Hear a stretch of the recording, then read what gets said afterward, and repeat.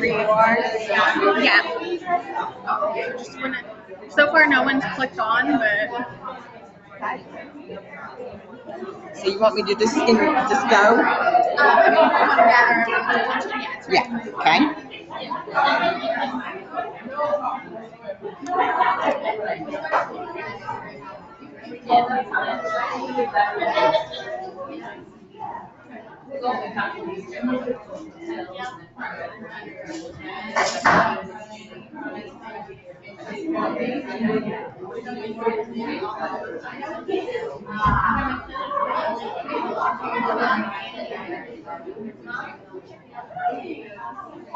Good morning.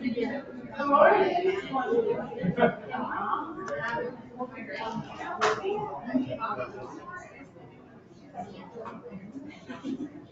I'm Sandy Prince, and I have the privilege of working here at Hope Cancer Resources. And thank you so much for joining us. For all of you that traveled from Little Rock, we've done it many times ourselves, and we know the sacrifice. You made it up the highway. That's awesome. Thank you so much. Just briefly, I'd like to tell you a little bit about Hope Cancer Resources. Most of you are familiar, but just in case you're not, Hope Cancer Resources does what it does because we were formerly a radiation therapy nonprofit business purchased back in 2008. And the proceeds from the sale of that business have gone into a good trust fund, if you will, to support cancer. Our vision, our mission, providing compassionate professional cancer support and education in the Northwest Arkansas region today and tomorrow. And that's a big, big undertaking. I will tell you briefly what we do. We have 10 social workers. We have an education team and we have a patient services team. The patient services team, there's 6 bachelor level social workers. There's 4 master level social workers, and they provide counseling. This year, I'm going to give you statistics from 2016. We served 562 new patients. We assessed 354 patients who were served in the prescription assistance program. That was a $76,000 effort for us. We served 702 patients with emergency assistance, paying for rent, whatever they bring to the social worker that they can't cover because they have financial issues because of medical treatment for cancer. The amount of that we spent from our foundation, $324,375, so quite a bit. The total number of people that were assessed and served for 2016 by the social work team, 2,510. There were 3,247 people who received emotional support. It took 13,000 hours to do that. That was $195,000 value to the community just in our time and efforts. We served 63 non-English speaking patients with Spanish interpretation, 106 hours of talking, if you will, for 745 sessions. And unfortunately, that's only a $12,000 value if you put a dime on it. But honestly, invaluable service for the folks who need it. We have 190 volunteers. We serve 5,700 hours, and the value of that from those volunteers is $96,276. Also in the patient services department is transportation. There were 222 patients transported to and from medical appointments dealing with cancer. There were 5,545 trips. We drove 175,000 miles. The total miles that we have driven to date in 2016 have meant 1 million miles. Yes. The value for that figure I just told you, the 175,000 miles, is $357,194, and that's with the government's tab. We have 5 vans. The education department, there's 2.5 of us in 2016. We did 42 presentations. We are health educators. We all have the same master's degree. I'm an X-ray tech background from UAMS. Casey's a nutritionist. Abby is a health promotion specialist from UA Fayetteville. We did 42 presentations. 2,950 people participated in our education events. It took us 44 hours The value of that is $8,203.16. In 2016, we served 337 people in our tobacco cessation program, primarily diagnosed cancer patients and members of the community that we get from businesses. We serve in a local food bank in Huntsville, Arkansas, where we have a large population that comes to us weekly. It took us 658.25 hours to do that. The value of that at the rate that the CPT code for it is $17,042.09. We spent $28,000 on nicotine replacement therapy, which is nicotine replacement therapy and prescription medications. We also have a Save a Life program. We paid for 124 procedures. We spent about $130,000. Now, a lot of that is granted money. It includes genetic testing, which is paid for by Susan G. Komen of Ozark Affiliate. The value of those services was $281,121.93. There were 12 genetic tests, 10 EGDs, 67 colonoscopies, 2 PSAs, 1 ENT consult, 3 skin assessments by a dermatologist, 6 skin biopsies, 6 imaging procedures, and 17 others, which included a biopsy of the oral cavity, a cervical biopsy, a surgical consult. We wound up getting part of a colectomy paid for. We did 4 Mohs surgeries and 1 retinal exam. We also had a skin cancer screening clinic that's free to the community. We served 149 people. We found the presumptive diagnosis of 9 basal cell carcinomas, 4 squamous cell carcinomas, and 3 melanomas. So that's quite a bit for a group our size. Not to blow my own horn, but I feel very fortunate to be here, and this is a service that you can't imagine when you're in the grocery store line and sometimes you forget to take your name tag off and someone sees your name and they see where you work and they go into this story about, oh, you helped us so much and we couldn't have gotten to treatment. It's a rewarding field, and I'm grateful to have the opportunity. We partner with Cancer Support Home. We partner with Arkansas Cancer Coalition, the Cancer Challenge. I'm sure I'm forgetting someone that we work. Community Clinic. We work very closely with Community Clinic, the Free Health Center, and even providers in the community who don't have access for their patients call us. So I wish there was one of us everywhere. And we do get lots of calls from people that say, wow, is there something like this in Colorado? I said, well, how did you find us? Well, we were looking on the internet. So it's a very interesting thing when you have money to spend and you do it in the right way. I'm going to talk to you now about physical wellness. We've just added this new program, and if I can get this computer to cooperate with me. I'm stuck. Sorry. Don't want to overstay my time here. Oh, maybe The mouse will work. right there. You need me to sing. Okay. Am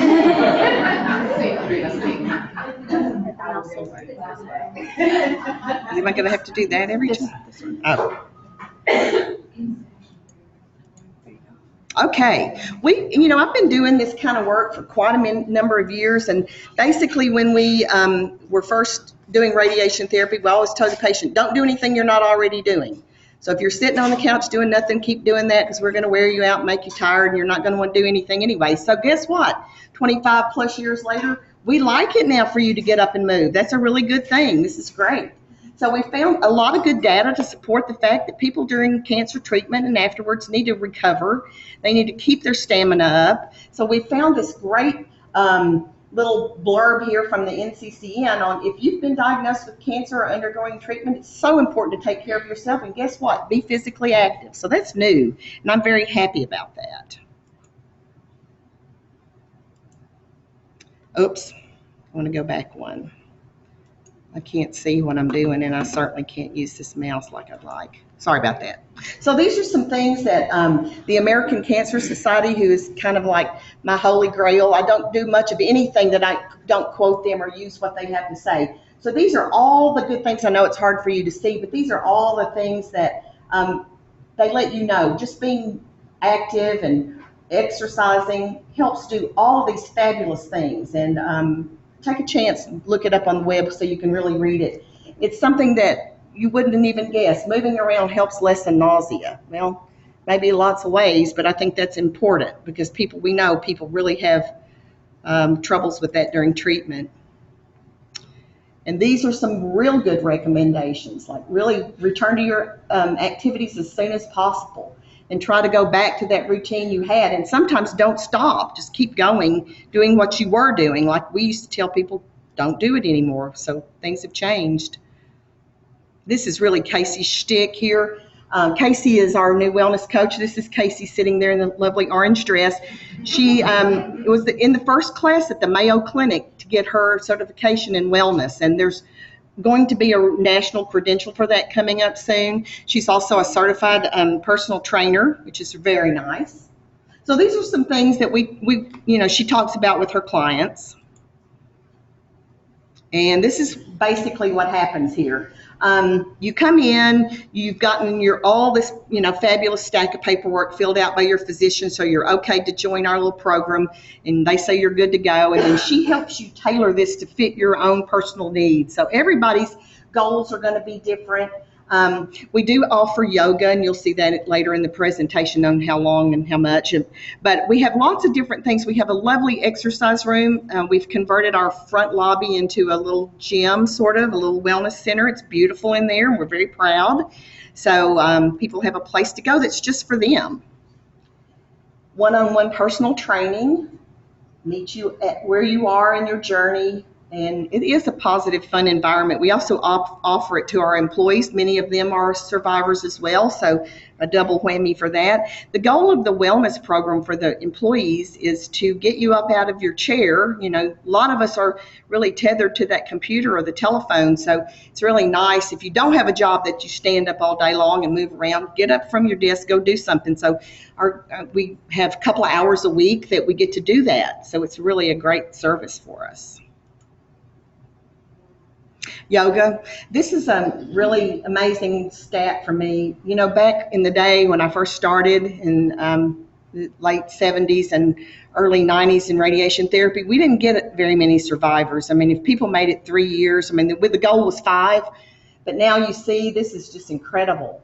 But along with that, first do no harm always in treatment, of course, but there are side effects. So folks are living with a new normal. So helping people get back to something that is their new normal is our goal. And yoga is a really good thing to start. I have my medical chart looks like the Sears catalog, but it's all in orthopedic stuff. So I had to do something that wasn't so impactful and hard on joints. And I started out with yoga in like 1994 and recently did the 500-hour teacher training, and it works really well for me, and I want to share it with people, and I'm so grateful to have that opportunity for the cancer survivors and my fellow employees. It really does help. We ride around in our cars and we do things all day long, and a lot of times we're like this and we're holding our breath. So that's not what we want to do. So that's just a way to connect. The goal of yoga is to join or to bind together the body, the mind, and the spirit. So that's what we hope to accomplish, and we've got a really good group of folks that join us to do yoga. There's the quotes from people. It helps me dissipate my tension and anxiety, and it is a good thing, really. So that's the little schedule, just so you know, 7 classes a week. Now, I have to invite my technical person. I'm not going to ask you to do this because I can't do it either, but this is my takeaway. There's a study that came out of Brazil that you can give as much credit to as you want, but this is something that we all take for granted. And I'll tell you a brief story. My father-in-law was quite a gregarious human being, and he was in his mid-80s and needed to live other than at home by himself. So he went to a little retirement community, and one day he sat down on the floor in the bathroom. He didn't fall, but he could not get up. And because he could not get himself up off the floor, he could not live there anymore. which broke my heart for him, because we'd call and he'd never be there. He was always someplace, at lunch, shopping. He had a car, so he had lots of friends. If you got a car in a nursing home, or you're the person. And he went to the movies, he was at the casino, there were tons of things for him to do, and he was just as happy as a clam. But that one thing changed his life. So I want to share with you the importance of knowing how to get up and down off the floor that we take for granted when we're very young.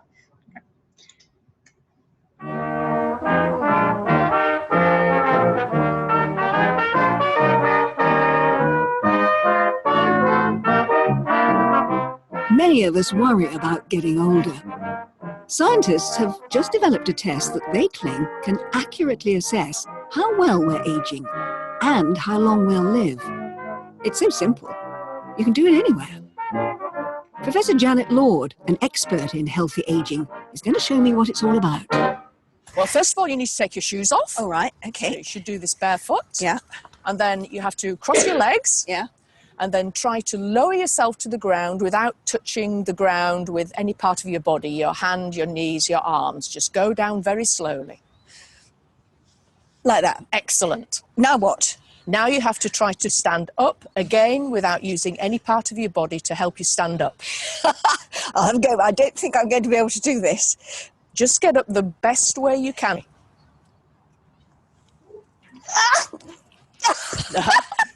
It's harder than you think. It is. You used a knee, but you're still very, very good for your age. But look, why does doing that, and what I just did, why does that tell you about what's going on with my body? You're showing how strong your muscles are, and without wobbling at all, you're showing how good your balance is. It's really telling us how well you're aging. Very good. Let's try it out on a few more people. Okay.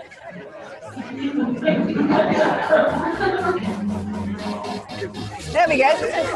Right. Who's going to be first? Can I? Yes. There you go. The scoring is easy. You start with 10 points and then lose 1 point every time you have to use a hand or a knee. And if you wobble, you lose half a point.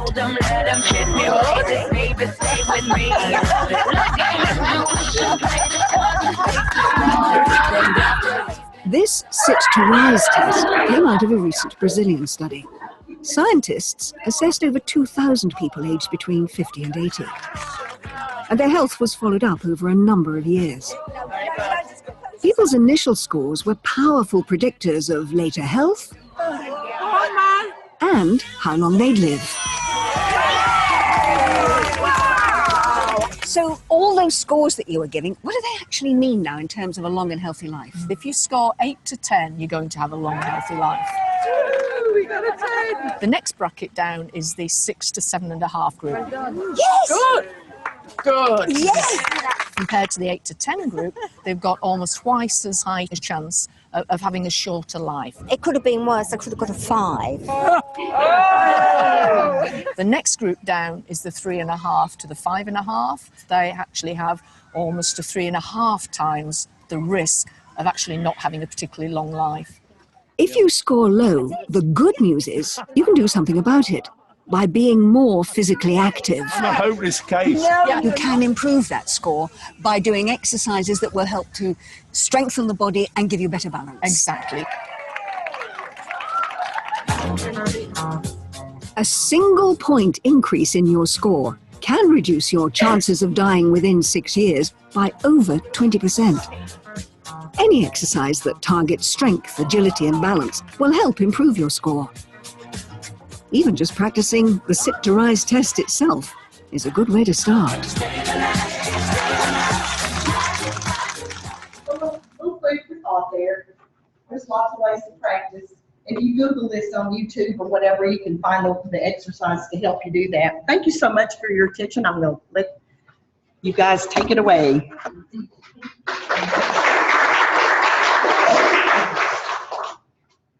I would be that hopeless case. I would probably be like a rocking chair, just rocking back and forth. Thank you, Mike. Well, good morning, everyone. I'm Trina Mitchell, the Executive Director for the Arkansas Cancer Coalition, and I'd like to take a moment to introduce the staff. We have 7 members on the coalition staff, and I'll start with Micah. Micah is our outreach coordinator. And IT, yes, playing dual roles today.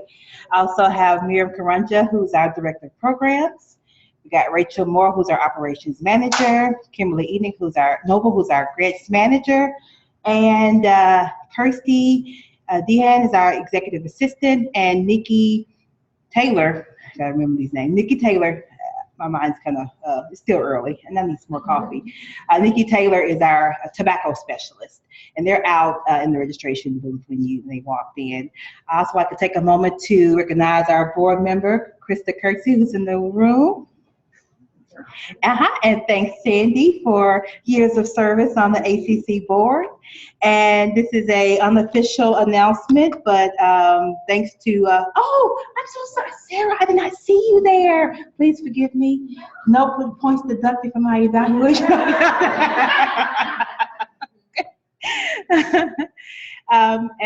But we'd like to thank Hope Cancer Resource. Unofficially, you are an FY18 grantee for the ACC, so you did get the grant for the FY18 patient transportation. Yeah. Okay.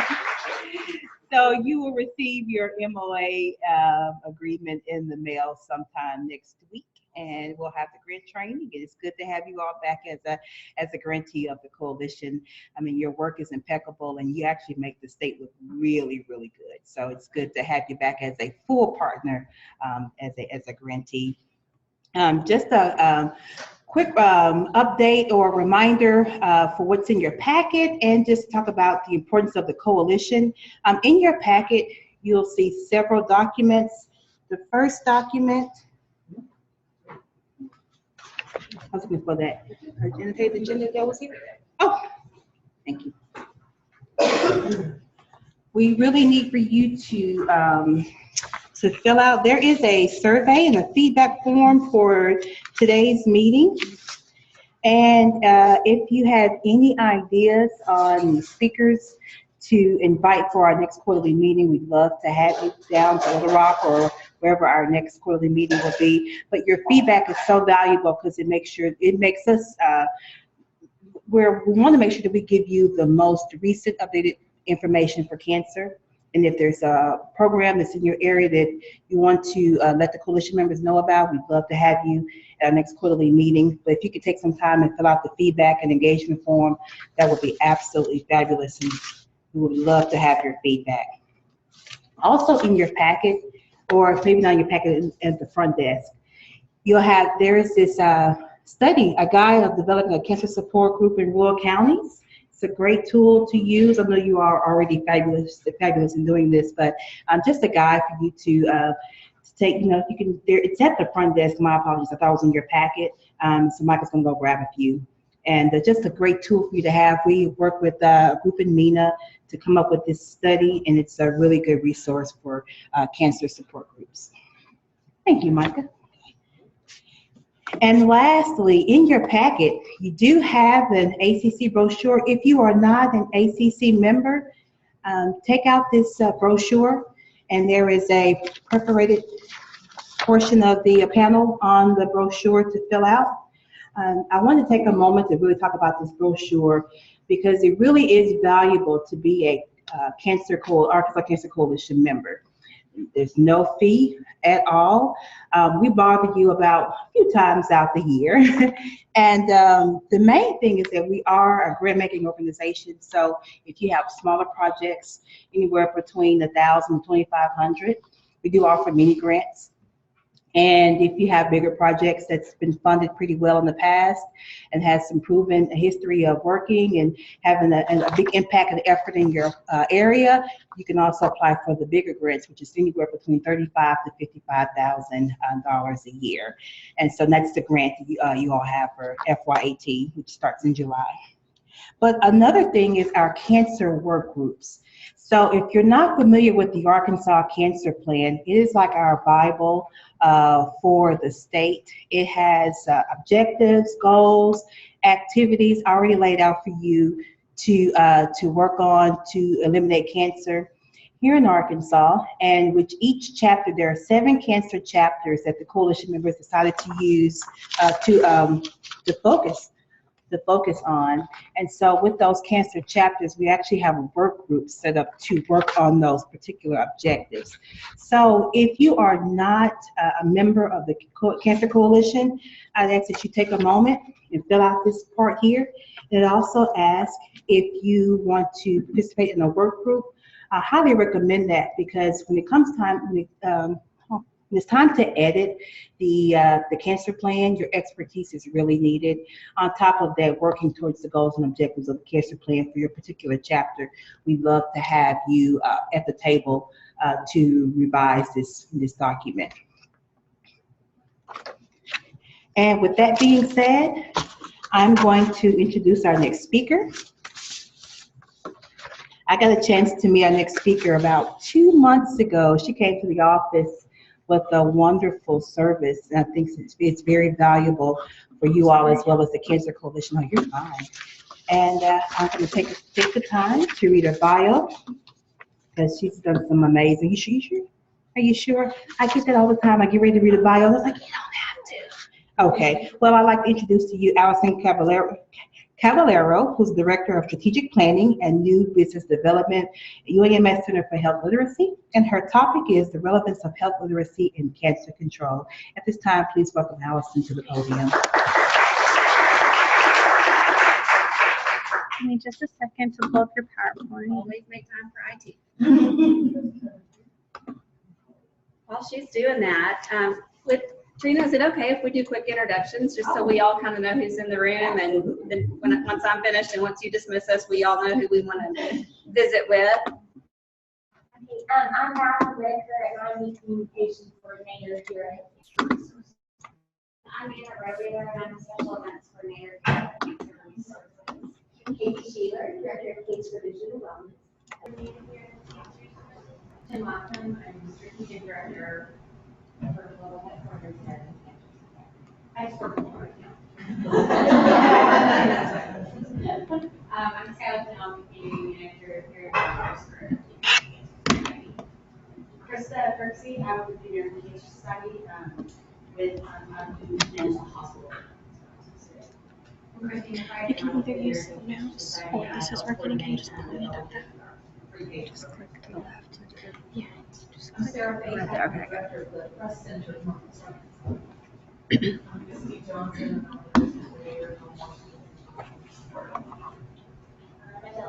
I'm a social worker, breast health navigator for the Cancer Society. Brian Holt, President and CEO of ACC Resources.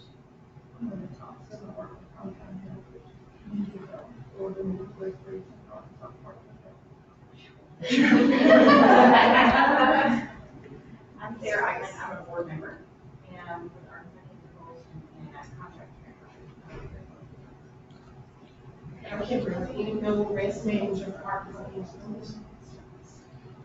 We got some folks in the back. IT work, so. Okay, we got some folks in the back, right? Yeah.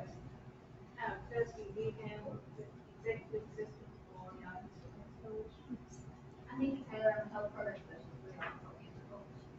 I'm Vicki Fallon, I'm the Director of Mission Services for Common Ozark. Pete Raymond, your Population Health Coordinator for Humana. Rebecca Christensen, Population Health Coordinator for JAMA at State of Arkansas. All right, good deal. That way we all know who we want to chat with afterward. We have some networking time. So hopefully today we can cover these objectives in the short amount of time that we have. And this may be a review for some of you. I hope it is. I hope that everyone in the room is already a health literacy champion and advocate. But even for those of you who are, hopefully you can pick up some things that are new or be reminded of some things that you might want to go back home and tackle. And hopefully for some of you, a lot of this information is new. But we're just going to spend a little bit of time really talking about what health literacy is and how it impacts the work that you all do in cancer control, whether you work on the prevention side of the equation or maybe on the treatment or support side. There are definitely implications with regard to health literacy across that continuum. So I hope that you can all see yourselves and see your work and some of the things that we talk about. especially when we talk about the strategies and best practices that you can incorporate back in your own workplaces.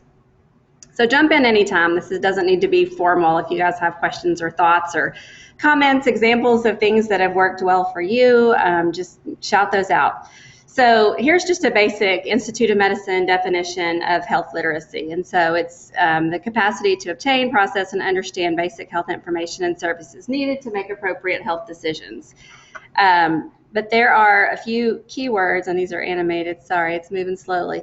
A few keywords to really look at here. There's a lot to this. So first of all, a person has to be able to get health information. So it's got to come from somewhere. You give it to them, they find it, on their own on the internet, they have to get it.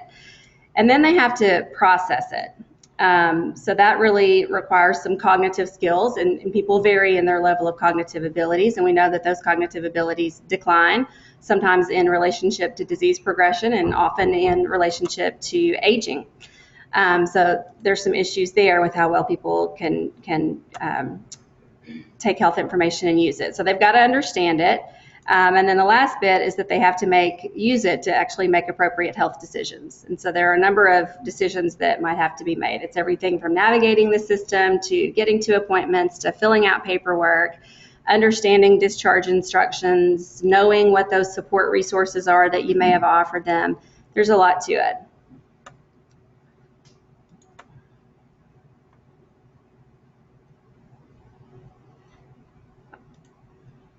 All right, I'm going to pull all these up.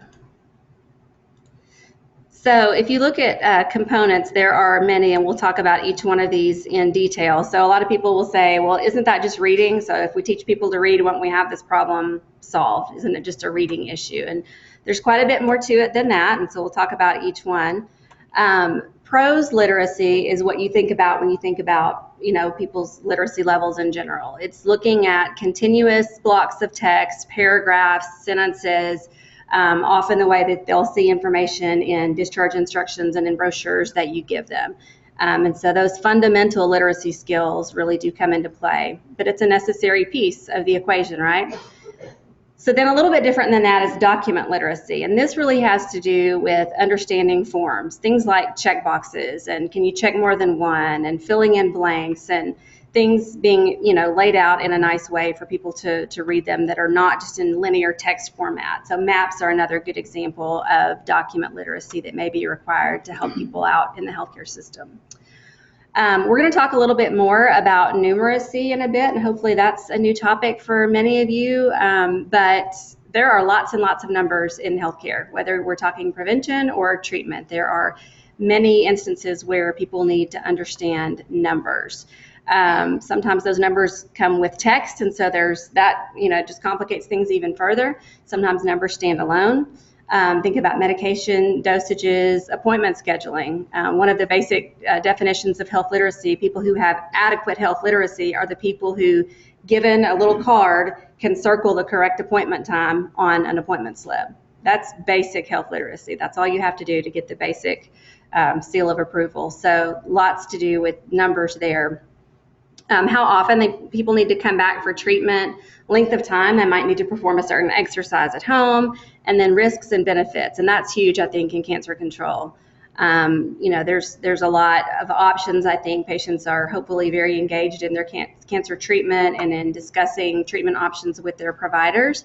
And all of those treatments come with their own set of risks and with their own set of benefits. And so often there are numbers associated with that. So for example, if you tell a patient, 33% of patients who take this drug experience some relief from a particular symptom. That's a number, and they have to understand that. And that may sound very simple to you, but a much simpler way to say that would be to really show a picture, or just to say 3 out of 10. About 3 out of 10 patients saw some relief. That's much easier than percents. Okay, so check these out. Chantix instructions. Can y'all see those? Can you read them? Close enough to read?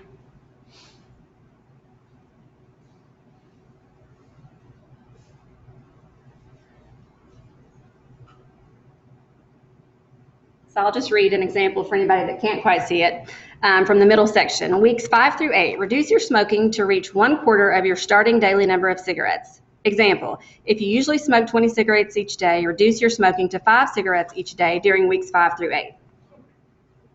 Well, it's a lot. So, I mean, because you do something different weeks 1 through 4 and then 5 through 8. Yeah, so you got to use the calendar and you got to count the weeks and be organized enough to mark those weeks and know what all those numbers mean.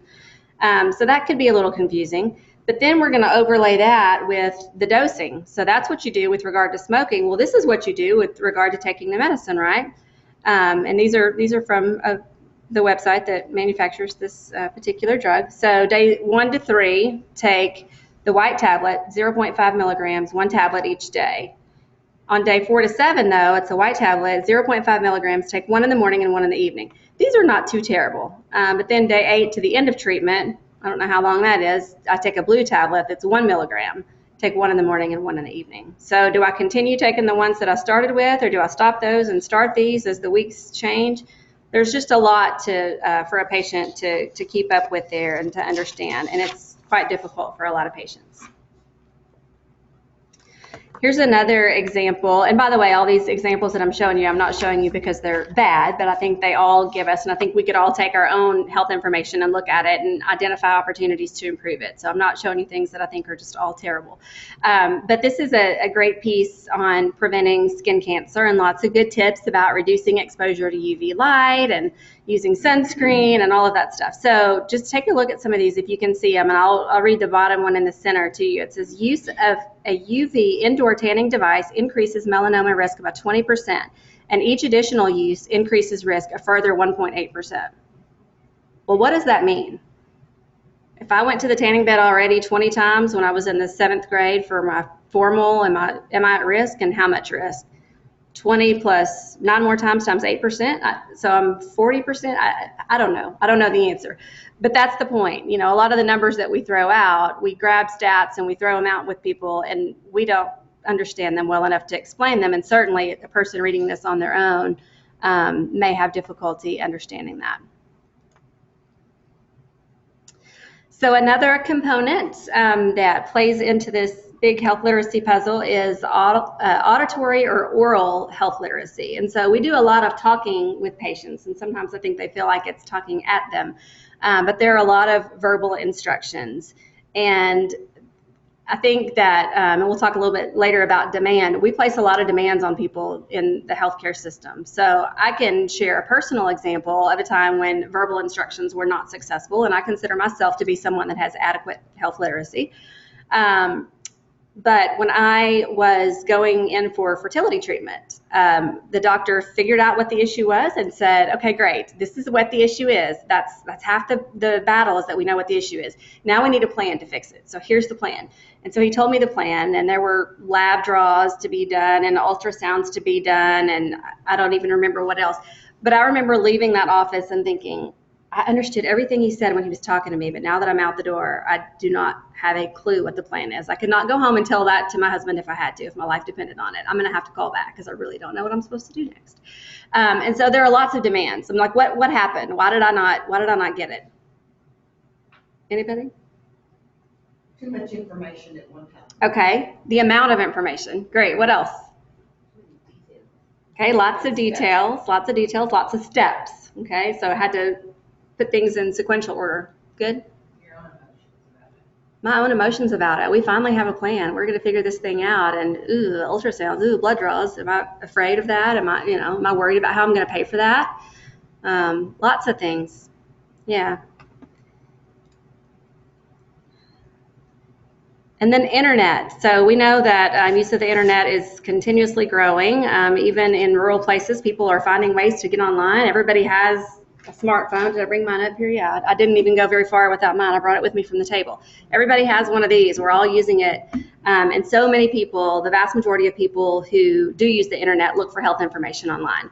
And so there's lots online that we have to be aware of in terms of health information and making sure that we direct people to good quality health information online. And there's lots of great information out there. Okay, so quick check-in here. So we talked about the different types of literacy: document, prose, oral, quantitative, internet. Which types of those would be used by a patient trying to understand and use this information? about nutrition and cancer. So if you can't see it, across the top it says decreases risk, daily intake, and increases risk. And it's got percentages here on the right, percentages here on the left. It says all cancers, breast cancer, 200%, gastric, colorectal, prostate. And then there's lots of foods listed in the middle. What kinds of literacy do people need to understand that?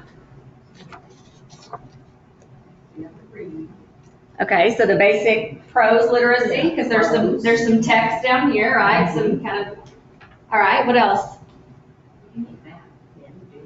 So the numeracy for sure, because, and they've done a great job in adding pictures to that. So, you know, 2 to 3 glasses of alcohol, 50 grams of processed meat. Well, I would not know what that meant without those 2 pieces of bacon next to it. Hopefully that's a good equation. I don't know. That could be wrong. I couldn't tell you.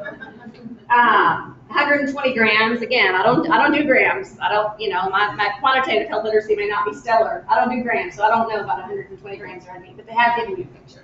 And then they have all this about risk, and what does that mean? So cruciferous vegetables, I think that says 10%, well, or 18%. So what does that mean? How many of those do I have to eat to reduce my risk of what by 18%? So a whole lot going on there. And just one seemingly good-looking piece of health information, right?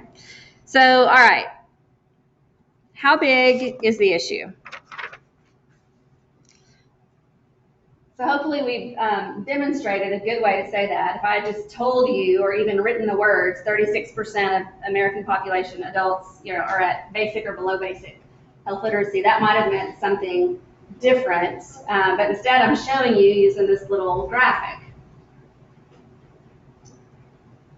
So those folks are at basic or below basic in the red.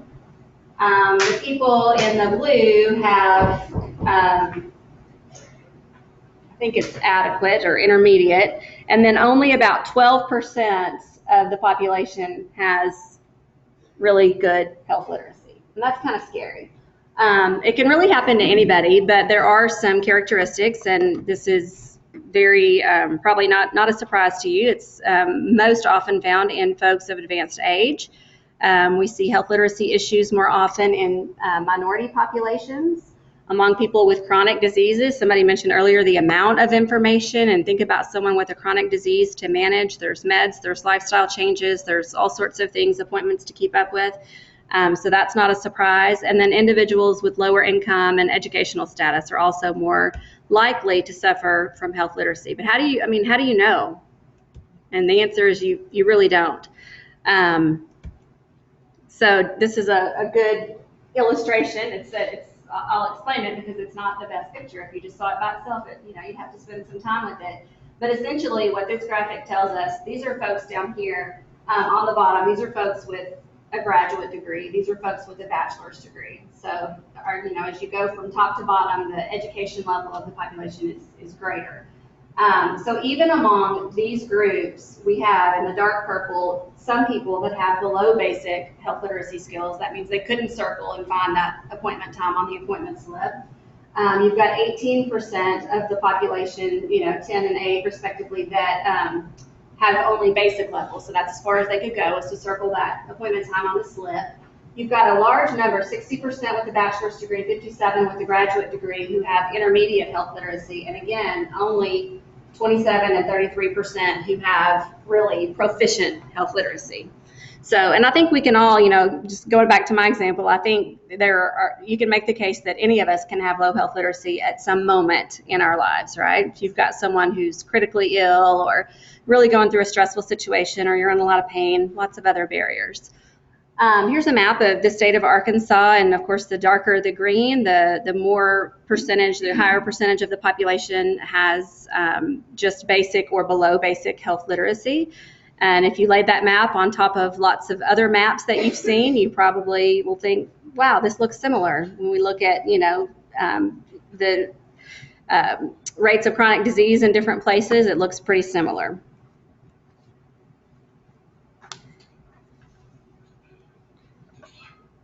So I love this one, the second bullet.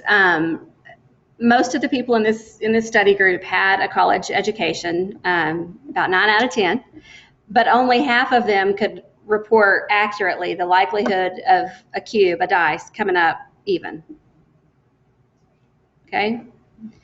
20%, so 1 in 5 college-educated people didn't know which risk was the greatest. We talked a little bit about risk earlier. If you say, your risk of cancer based on the fact that you have this, characteristic profile is 1 in 10, 1 in 100, or 1 in 1,000. Which one has the highest risk? Anybody want to guess?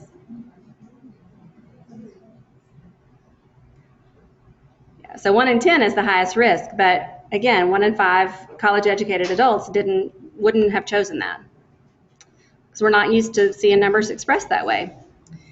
So I said you couldn't tell.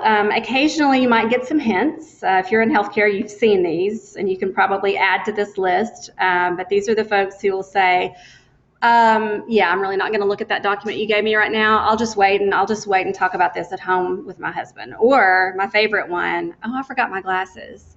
I don't have my glasses today. I'm not going to be able to read that. Okay. So there are sometimes some hints and some clues that you can follow up on, but oftentimes just kind of applying this universal set of best practices with your population is best.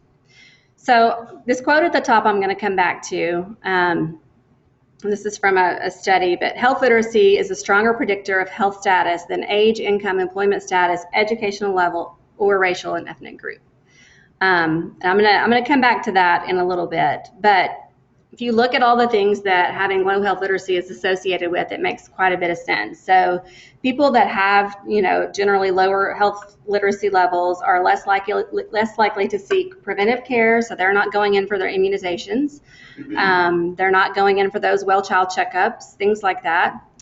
And that's really become important to our primary care groups and in some cases with our hospitals, because as healthcare financing shifts, physicians were always paid fee for service, right? You do a service, you bill for each of those services independently, and you collect.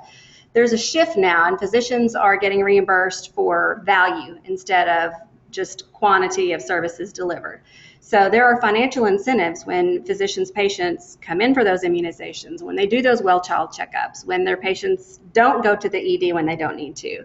And so as you work with providers in your communities, they might be interested in that. When you talk to them about value-based financing and the relationship of health literacy. And again, same thing, we're all looking at healthcare costs, and so health literacy is definitely associated with higher healthcare costs because people are more likely to be hospitalized and, again, not seek that preventive care, which means they get sicker and they stay sicker longer. This is a long list. We won't go into that in great detail. But just real quick, before we move on to the next section, thinking about your role in cancer control, where's an area where health literacy might be a problem? Like, where's an area where okay, patients or program participants who access my services, this is where they need health literacy, or this is where health literacy might be a problem. Can you guys think of places where this is relevant in your work? Okay. Language barriers for like Marshallese in our population or Spanish speakers. Absolutely. Okay. And the medical model that those folks were used to in their native country is so different here. So there's a cultural aspect beyond just being able to communicate. They don't think preventatively, so they don't do it. Right. So all the more need for education, right? I have a presentation tomorrow with one of our headquarters around colorectal cancer, and the presentation was sent to me, and I probably sent back like 30 requests, like, well, I don't know what this means. What does this mean? So how, from a steward standpoint, can we encourage our corporate accounts to funnel that down to their associates and employees? Right. If we're not communicating in a way that is understood by everybody at the table. Right.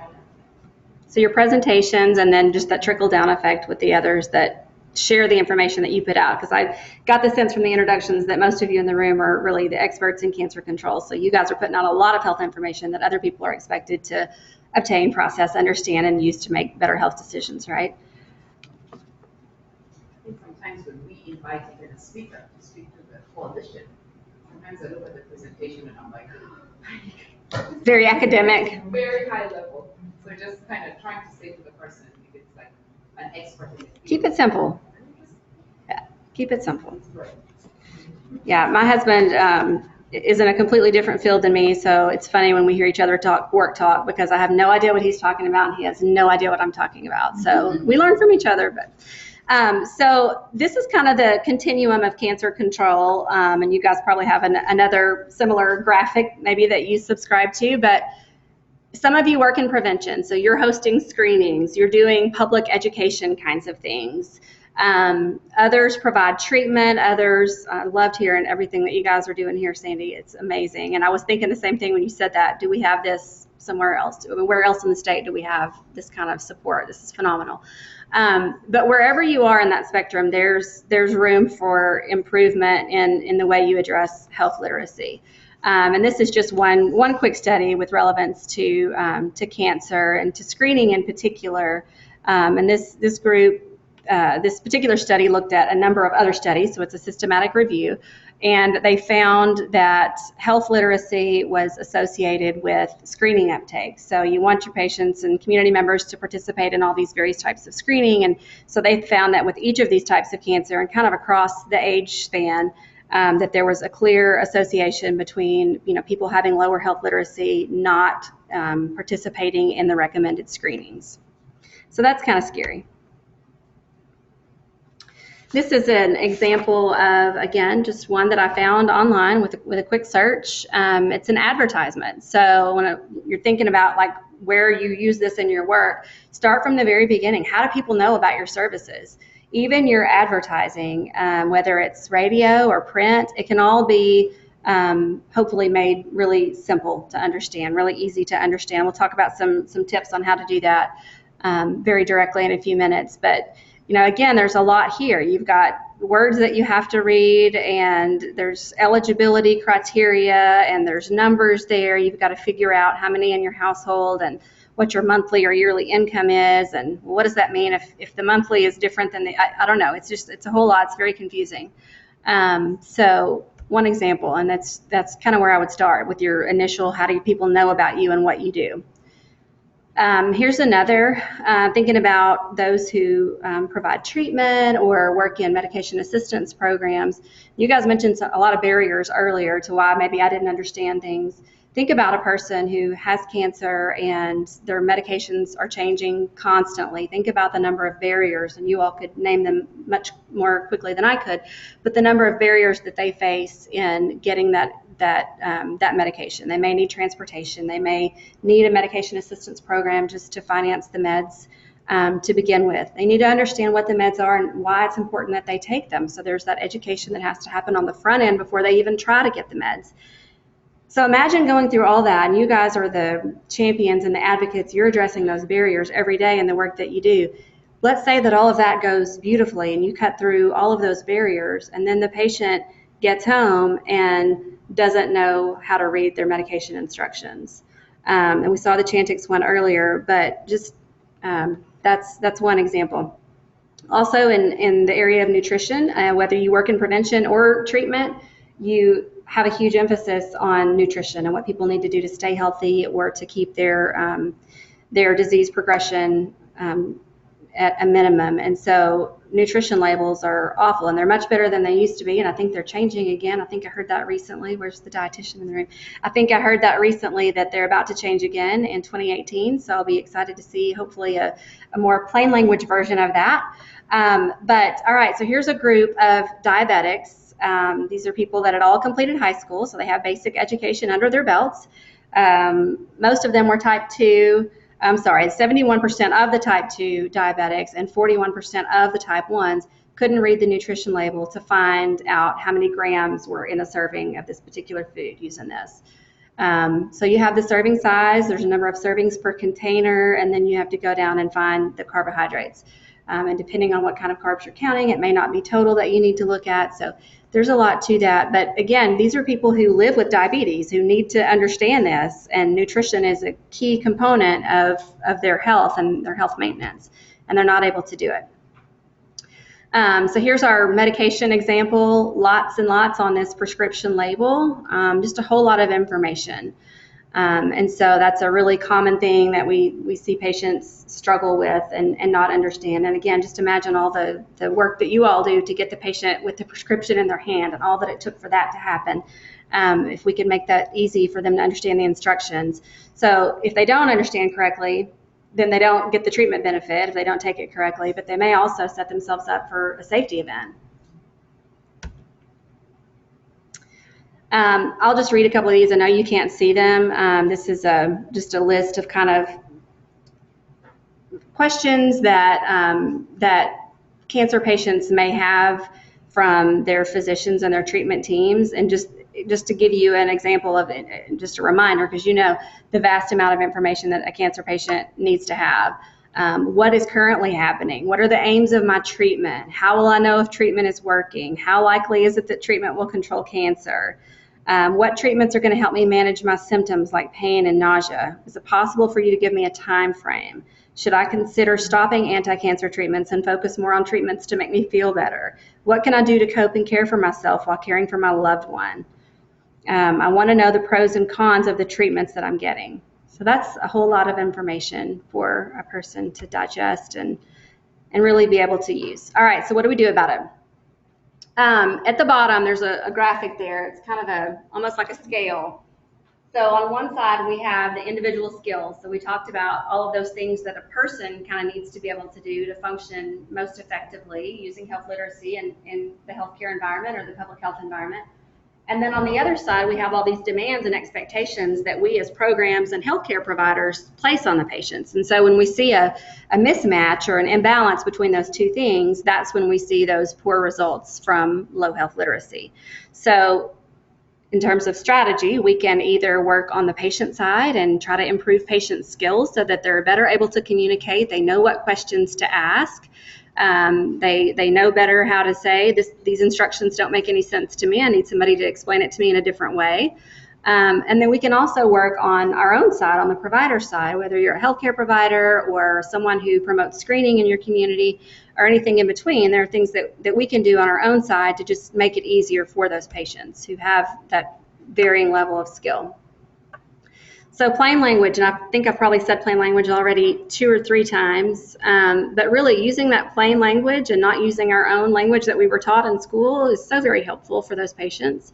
And it's interesting though, because we were taught all those words in school. And if we use those words in our papers and in our presentations, we got extra points. We sounded really smart. And now that we're in practice, we're not supposed to use them. And so that's actually, our team is actually, research is one of the things that we do. And so we're doing a study right now looking at medical students and how they were taught to use medical language and this shift that happens at some point during their training where they just really turn that on and they use those big words and those medical terms more than they ever did. And it's very difficult then to go back whenever they're in the practice setting. Okay, so plain language, some people will say, well, what do you mean? Just dumbing it down, just making it, just making it first grade or baby talk. And that's not what it is at all. It doesn't mean leaving important information out and not being precise and accurate. Doesn't mean that you don't get to include all of your legal jargon that you have to include, because we know sometimes you have to include that, right? But there are simple ways to do that. In fact, we have a faculty member who's coming to join us this summer we're super excited about from Western Michigan University, and he's an attorney, and he fell in love with plain language in the legal area. And so he recognized the need for it there and started really kind of diving into risk communication, and then got introduced to all these health people, and now he's a health literacy advocate. So he's coming to work with us, and we're thrilled.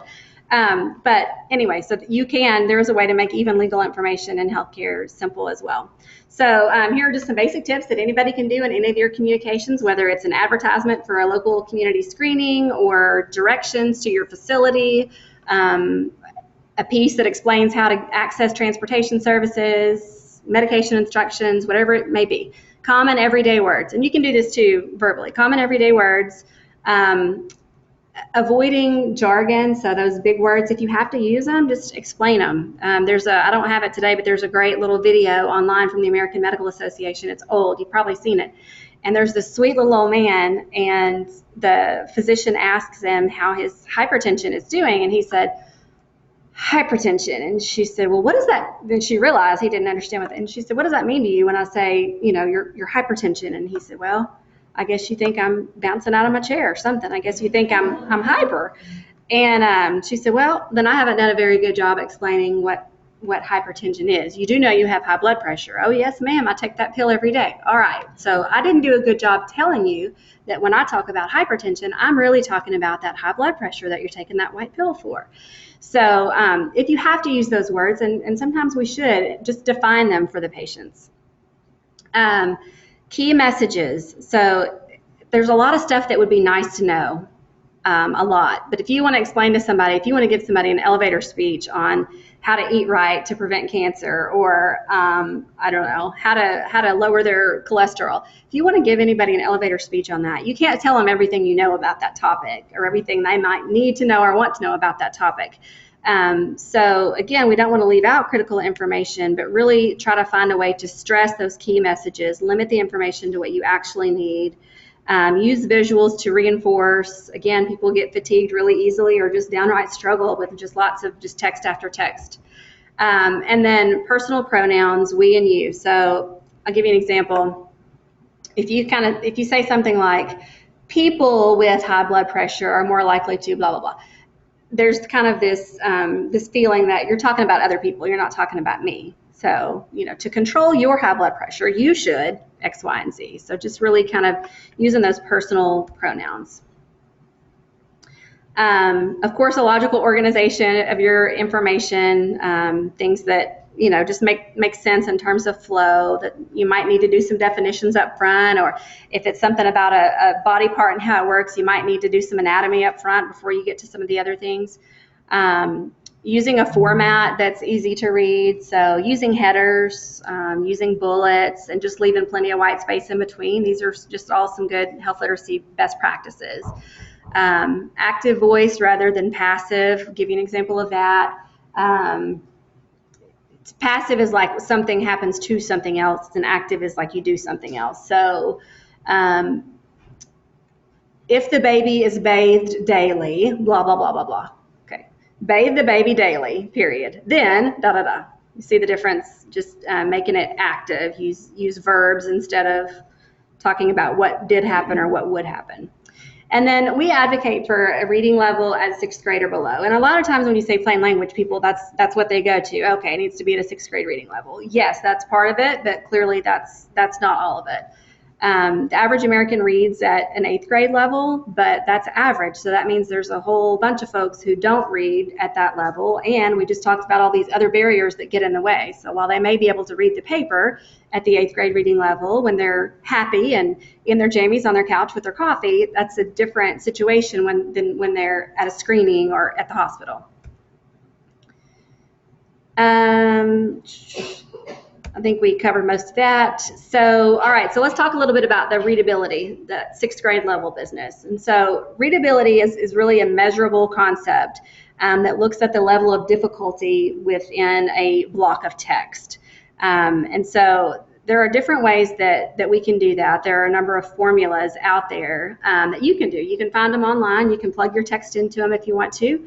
But these formulas really help you, that they look at the number of words, they look at the number of words in a sentence, the number of letters in a word, and several other things, and then they really kind of estimate the text difficulty. It's not a precise science, it is an estimation, but based on the length of those words and sentences. And then the result that you get is, okay, this block of text is at the 4th grade level, or this block of text is at the 6th grade level. Well, then what do you do with it? That's the next question. So I would say use those formulas with caution. Again, it's not an exact science, and that by itself doesn't make it better, right? All that would do is tell you if you got something back that you thought was in great shape for your patient or participant population, and it says, all right, this is at 9th grade reading level, then you know you have to do work to it next. So you have to do edits, and so then you're looking to reduce, the number of words per sentence and to reduce the number of letters per word, essentially. But that alone, again, is not going to guarantee that something is in plain language. So think back to that previous list of all the other things you can do with white space and headers and all of that good stuff. I know that as a health educator, and I know there's several other health educators in the room, this is one of the things that I think we all kind of grew up knowing to do, to make things in plain language and to work on things being at a 6th grade reading level. But I think when the rubber meets the road, a lot of times we don't have time to do it because you have another job that's not editing documents to make them easy to read. And so that's one of the services that our group offers, and I'll tell you a little bit more about that in a bit. So I love this quote, and it's so true that our patients recall or comprehend as little as half of what we actually say during an outpatient encounter. And so this kind of speaks back to the need for that reinforcement of plain language in not just written communication, but in oral communication as well. And everybody's seen this, you know, you've all been educators or been in classes where you've gone over this, you know, but we only remember about 10% of what we read, 20% of what we hear. So no surprise that if that's all we do is give patients and participants verbal instructions, they're not going to get very far. 30% of what we see, we need to give them written information on top of that, right? So 50% of what we see and hear, so still just, you know, delivering good plain language instruction verbally and following up with written information, maybe just 50%. 70% of what you say yourself, though. So if I say it back, then I'm much more likely to remember it than just if you said it to me. And then 90% of what we actually do. And we don't often have opportunities in all areas of healthcare to let patients practice things in front of us. Often we do if there's a skill involved, like if they're going to give themselves an injection or something like that, we do. But outside of that, typically we don't. So when it comes to verbal communication, just making sure to not speak as quickly as I do. I know I can fire it out, so I would be a terrible healthcare provider, I think. But to speak clearly and slowly, and then to use teach back. And so the teach back kind of plays into what I said about the 70%. So if I actually say it myself, I'm more likely to remember it than if only you had said it to me. Let me introduce this topic with a fun little clip from House. Well, sometimes doctors make mistakes, and you need to try twice as hard to fix them. Are you using your inhaler? All the time. Go through one a week. You sure you're using it right? Do I look like an idiot? No. Why don't you show me how your inhaler works?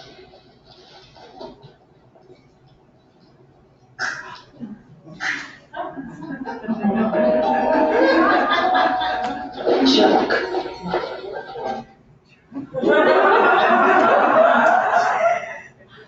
And that was pretty good for him. I mean, he is a bit of a jerk, right? Okay, so what he kind of did a little bit, he started to, he didn't do a great job, but it's something called Teach Back, and we do a whole, you know, half-day hands-on interactive training session on Teach Back. Essentially, it's a communication meant to get at that 70%. Like if you're going to say it, then you're going to remember it more so than if I just told it to you. It's really pretty quick on time. It doesn't, you know, the average extra time in a clinical encounter is 1 to 2 extra minutes for somebody to do teach back, and it's really shame-free. So you don't test or quiz the patient. And try to embarrass them, put them on the spot. Nobody likes to feel like they're taking a test. I mean, when I asked you guys something earlier, everybody's like, not me. But I mean, really, we don't like that as adults. We don't really like that. And so we definitely try to keep it simple. And what it is essentially, you know, you teaching the patient something and then asking them to say back in their own words. Well, if you were going to explain this to somebody else, how would you explain it? I want to make sure I did a good job explaining this to you. So to check me, why don't you repeat it back, and let's make sure that I did a good job of explaining that to you. So that's just one little other trick that you can do. So kind of wrapping up, and I think we have time for questions and comments if anybody has them. But hopefully you saw some implication for this work in your own work, and maybe can just jot down 2 or 3 things that you can go back and do today. Like, gosh, yes, that one document. You may have like one thing in your head, you know, that you think needs work, or you may want to just go back and look at your whole list of, you know, written information that you give to patients. You may want to think about training for your fellow providers on plain language in their oral communications, or using Teach Back or something like that. But again, just remember, you know, it's most of our patients and program participants who don't have proficient health literacy. Only about 12% do. So really best practices that we talked about should be universally applied to all of those populations. So just a little bit about our center. In addition to research that I mentioned earlier, we consult with groups all over the state and beyond on health literacy issues, organizations who want to become more health literate. We help them with assessments and planning and implementation of best practices. For those who just kind of want some targeted interventions, we have a lot of training that we do, and I brought some brochures. I'll pass those around. It kind of lists out some of the training. One of the things that's not on the list of training is new, and it's training on shared decision making, because that's such a huge emphasis right now in healthcare. But that's one of the things that we've added to our training agendas. And then plain language services. I was talking about not having time to actually go in and manipulate documents and test documents and change them and do all of that. We have a web portal. The link is at the bottom of this page, and it's in the brochure as well, but called Plain Pages. And you can upload documents there, whether it's an advertisement, a brochure, web content. You can upload your health information there, and we'll take it and strip it down, because those online free readability formulas are out there, but they're really not that accurate unless you kind of prepare your document first. And so we have a protocol for doing that. We prepare the documents, we run them through at least 2 readability formulas, and we choose the formulas based on the type of document that you send us. So something that has more numbers or has more prose may get a different readability formula mix than something else. But we do that consistently, and then look at kind of the readability, but also look at those other best practices of health literacy writing. And then we'll take your document and make edits to get it down to that 6th grade reading level, and give you some suggestions for formatting and other things that you might want to consider. And then we upload it back to you. And people always say, well, yeah, I'm sure that costs a whole lot of money. Well, it doesn't. It's $50, I'll just tell you so you know, you don't have to wonder. It's $50 per page. And so a page is, 250 words. So like a full-sized page of text is about 250 words. So for $50, you get the assessment, you get the edits, and then you get back a report that kind of shows your before and after readability, because we repeat the readability assessment after we make the edits to make sure that we got it down to that 6th grade level. And then we also do Spanish translation, but only of those documents where we've ensured plain language first. So Spanish translation, we're able to secure if you need all of that for a document. So the assessment, the edits, and the Spanish, it's only $100 for the page. So you can get a lot done with really a little bit of money. Groups that want field testing, if you have documents that are new or that are going to go out to everyone in your organization or everyone in your program, and you think, okay, we think this is really good. We've done, we've got it to plain language. We've tested it. It looks good, but are we getting our messages across to the people that we want to get them across to? We do field testing. So that's something to keep in mind as well. And then we started developing a number of patient tools to kind of help on the patient side of that scale that we talked about. There's a program called How to Talk to Your Doctor, and it's a simple handbook, and it literally people use their hands to help them remember some simple tips for talking to the doctor. So like the number 2 is learning to tell your 2-minute medical history.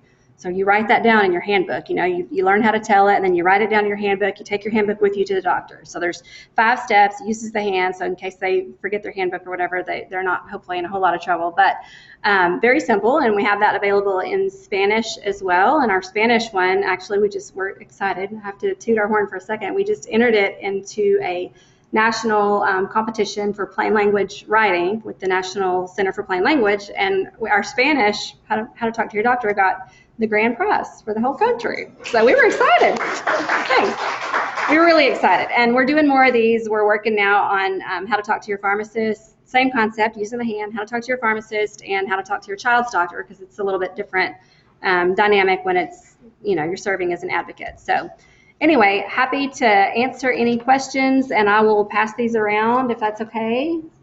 Okay. Thanks.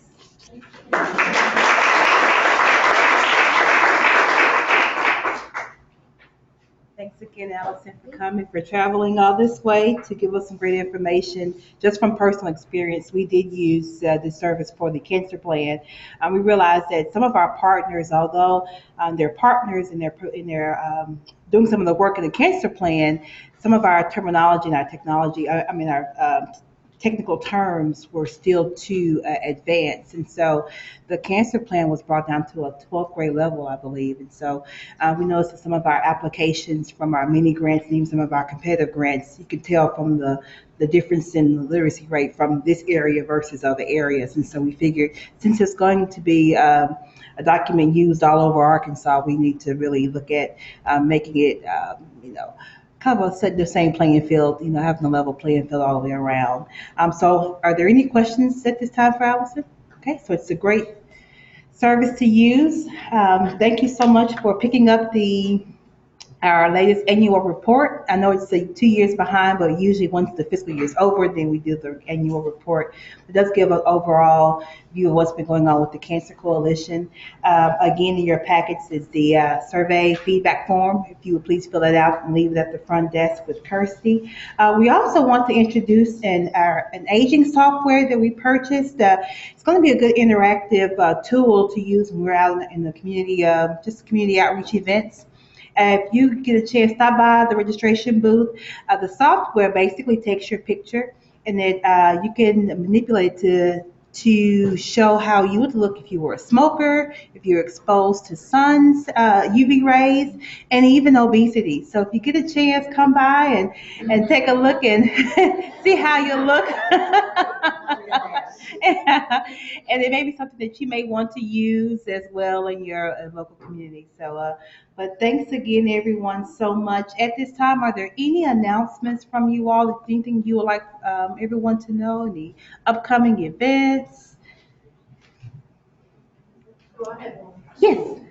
Growing Healthy Communities is a part of the Arkansas Coalition for Obesity Prevention. At the Regional Summit in Harrison on May 23rd. Everyone's invited. Okay. If you could. On ArkansasObesity.org. Okay. And we'll send it out. If you can remember that, we'll send it out to the whole coalition for them to remember. Yes. Are there any? Yes. We have a upcoming event. We were selected as one of the screening sites for the movie Being Mortal, the documentary Being Mortal, for end of life care. And we're partnering with Circle of Life Hospice, and we're going to be showing that on May 23rd and again on May 25th to the public. It's free, and we'll have a panel discussion after the viewing of the documentary. Awesome. Michael, do you have any of your cards? Okay. If you can send that information to us, we'll also post it on our website as well. And that's the sheets, it's free. Okay. Yeah. And yes. In Northwest Arkansas, the American Cancer Society is doing a 479 Fashion that's on 5K, and it raises money for our program. Okay. And okay, shoot that information to us and we'll put it on the website as well. Any events you guys have, you can always send them to us and we'll gladly post them on our Facebook, on our website, anything like that, just so that they can help you reach a broader audience. All right. Well, if we don't have any other announcements, our next quarterly meeting will be September 12th, 2017 at Carti in Little Rock. So if you can make it, we'd love to see your smiling faces there. Thank you all so much for coming to the ACC Quarterly Meeting. And you all, please take some parting gifts. We've got plenty of yogurt and granola bars, Nutri-Grain bars. I promise you, at 2 o'clock, you're going to wish you had grabbed one. So thank you all so much.